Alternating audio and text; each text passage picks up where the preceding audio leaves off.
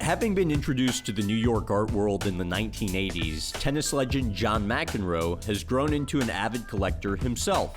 In 1994, he opened the John McEnroe Gallery in Lower Manhattan.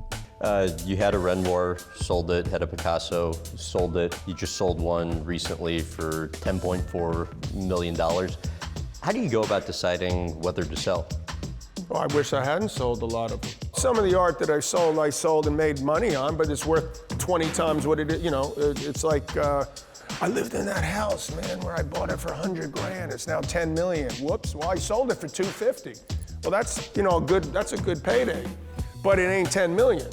But if I'm gonna sit there and dwell on that, I can't imagine that being productive. Sometimes life gets in the way. I was trying to get a piece of art years ago, and right when it was happening and I was about to close the deal, Patty calls me and says, Anna's fallen and she thinks she's broken her arm. And I hesitated because I was like, I'm about to close this deal. You know, meet me at the hospital right now. And she understandably was furious at me because I was thinking, you know, I was like trying to, you know, I was like, look, I'm up there, I'll be up there, you know. And then I was sort of upset about the way I was being treated because the people added some other piece of art. And I was like, the hell with it, screw it. And I screwed both things up. You know, I didn't get the piece of art that I wanted, and Patty was pissed at me. So that was like a lose-lose. This guy, Henry Darger, he's basically called an outsider artist. You know, no one knew about him while he was living. And I find these artists interesting. They're sort of the guys that were put away, used any type of materials that they could in order to paint or draw or survive. This is a young artist, Oscar Murillo.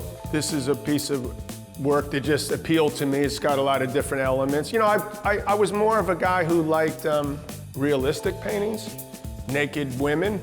You know, that seems to be a nice thing to a dead guy. This is a dead guy. This was materials that this guy, Matthew Day Jackson, used at his studio space. So he just sort of found objects. These are Warhol, like prints. They're not actual paintings, but it's like a famous series of his electric chair. The image itself is obviously thought-provoking, just the electric chair itself, just the fact that existed and was a way that people disposed of people until very recently. What do you recall from the first time he started coming around, you know, back in the day, your initial impression? Well, he was a very weird guy. You know, I'm not gonna say that I knew him, because I certainly met him, and he'd always be like, oh, you're great, you're fabulous. You know, that type, he was like Trump before Trump. Yeah. Maybe just the way he talked, so amazing. And he ended up doing a painting of me and my ex-wife. Right. Not one that I can hang in my living room right now, especially I've been with Patty 23 years. That's probably not something she wants on the living room, nor I.